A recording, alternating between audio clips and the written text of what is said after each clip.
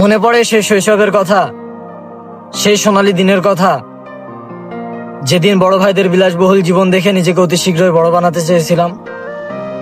বড় ভাইদের স্বাধীনতা দেখে বড় হওয়ার তীব্র ইচ্ছা নিজেকে পড়াচ্ছিলাম। আজ তো আমরা অনেক বড় হয়েছি, তাই না? কতই না বিলাসিতায় দিন কাটাচ্ছি।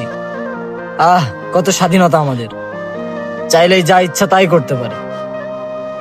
তবে এবার বুকে হাত রেখে বলো তো, শৈশবের চেয়ে স্বাধীনতা সুখের? আমরা এখানেই ঠিক আছি। আমি জানি তা বলা সম্ভব নয়, কারণ গড়ে ৯৯% মানুষ এখনো তাদের শৈশবে ফিরে যেতে চায়। কারণ এ বয়স শখের, তবে সুখের নয়। সুখের সে সোনালী অতীত আমরা বহু আগেই হারিয়ে ফেলেছি, যার কখনো ফিরে পাওয়া সম্ভব নয়।